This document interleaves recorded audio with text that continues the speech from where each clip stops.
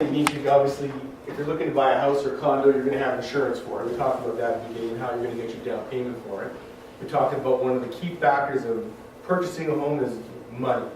You need to have money, you need to have credit if you're not paying cash for the house, because I don't know if anyone here has $200,000 or $300,000 or $400,000 just sitting in their bank account and just want to go buy a house this weekend. If you do, I'm free if you have to take you shopping. But I'm the realtor that's going to go out, hopefully, if you like my services, to go and find you some property. So my role, I'm a realtor. I'm going to talk about purchasing your first home. My name is Weiner. Look at my last name. It's been pronounced things other than Weiner. If you can think about it, I've been called it, so you can laugh now and you can laugh later.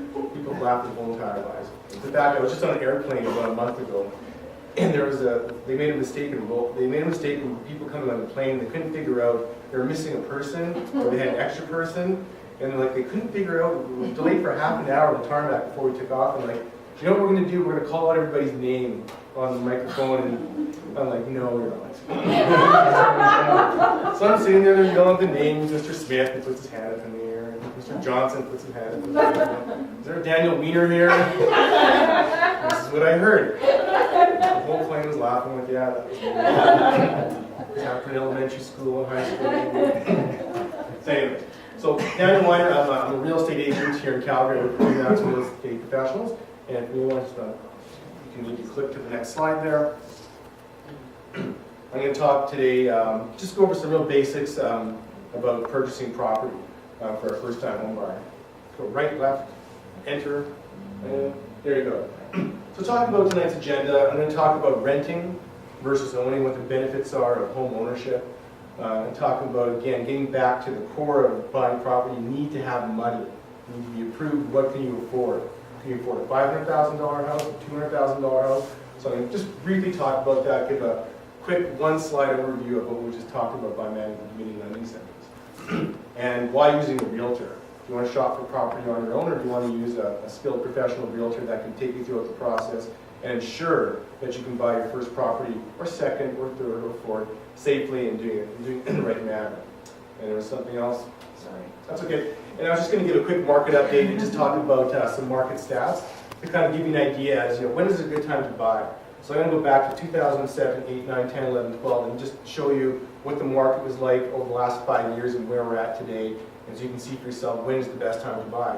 And is it spring, is it fall, is it summer? So we're going to talk about that real briefly. Now we can go to the next slide. Okay. Right or left, up, down, almost there.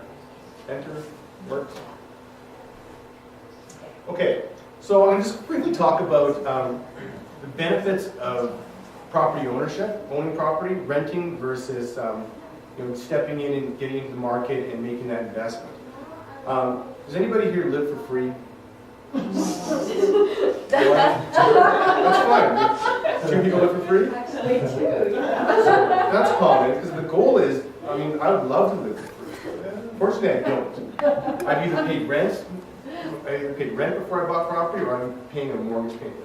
And I'm going to show you the benefit of paying a mortgage payment versus paying rent. If you're living at home with your family, you're living for free, right on, gives you a great chance to save some money before you actually have to go out and start paying to live, because eventually you're going to have to pay unless someone's buying you a house. Or you've gone through the course of time and you've made the right investments, you've bought property, you've paid off your mortgage, now you're living for free. And that's the goal, because you can build up a lot of equity. There's going to be some huge benefits of getting in the market. So what I'm going to do here is just give a little bit of example to kind of show you what the synopsis is like over a 5-year period if you didn't own property. So in 2011, let's say that's last year, let's just say, for example, you're paying rent, and the cost of your rent is about $1,300 for a decent 2-bedroom condo downtown.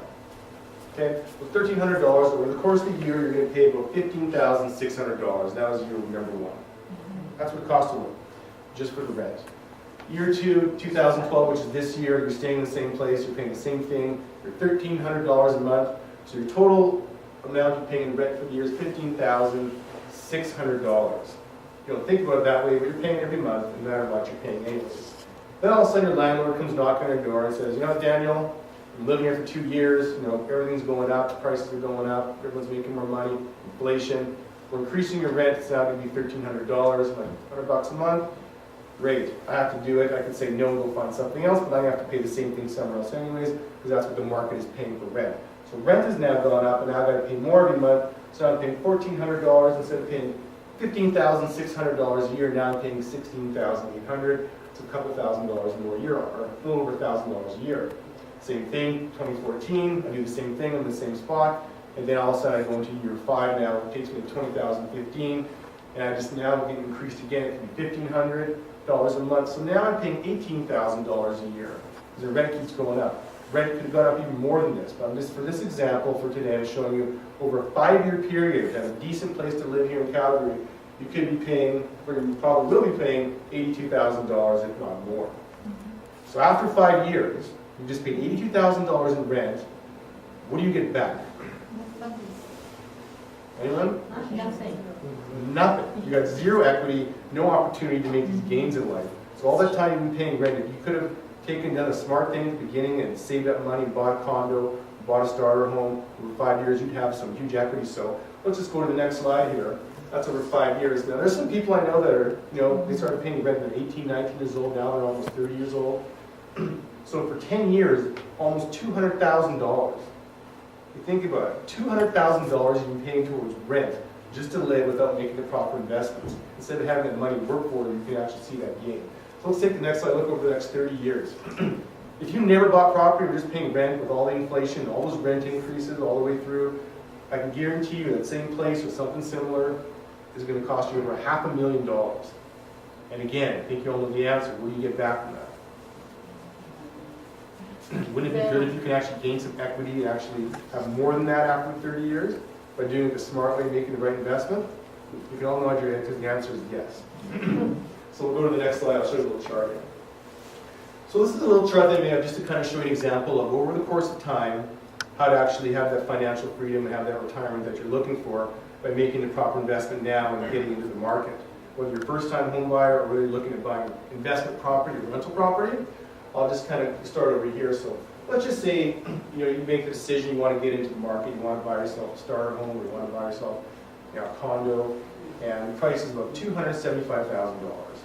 Now I'll ask our mortgage specialist, if I were putting 5% down, I just bought my first condo for $275,000, my mortgage would be approximately how much?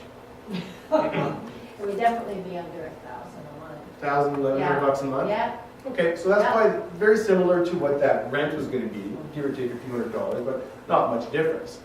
And my plans, I'm a first-time home buyer, I just bought my first condo, and like I said, 2 years or 3 years or 5 years, my plans change. Yeah. I really want to get into the markets because I'm a little uncertain. I don't know if I want to get in because I'm locked in now for this big amount. What if the market goes up? What if the market goes down? What if I'm losing money in my investment? Well, typically over time, and we've seen bumps in the road, we've seen ups and downs, but over time, if you go back 30 years, go back 10 years, take a look what property cost 10 years ago. Does anyone here know what a house in Discovery Ridge would have cost 10 years ago? Anyone? How much? $200,000. So we go back 10 years, a house in Discovery Ridge, even though we've seen ups, we've seen downs in the market, you can't get a house in Discovery Ridge now for under $600,000. Yeah. That's almost triple in 10 years. Imagine what happens over 30 years. Okay? On the example I'm showing here, because typically property values typically go up over the course of time. That's what this line shows you here.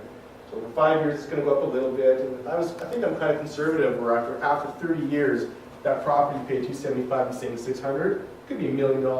It's hard to say. The point I'm making is, over time, property values go up. At the same time, though, if we're looking at the same 5-year period where you paid, how much you paid in rent over 5 years, anyone? $82,000. So that $82,000 that you got, this much in the end of it, zero. What's going to happen is, your mortgage, the amount that you owe your mortgage when it's time for renewal, you're going to be basically over here 5 years. You don't owe zero. You probably owe $230,000, $240,000. You probably paid down $20,000, $30,000, $40,000 in your mortgage. Great, so you just gained some equity because now you owe less, but your property was worth $275. At the same time, over those 5 years, the value's gone up. So the value keeps going up. So now that property, let's say it's worth, well, this year, for example, they're projecting very conservatively in Calgary, because we've been very flat for the last few years, they're predicting a 2% increase in property here in Calgary. So 2%, which is very low, on a $275,000 property over 1 year is about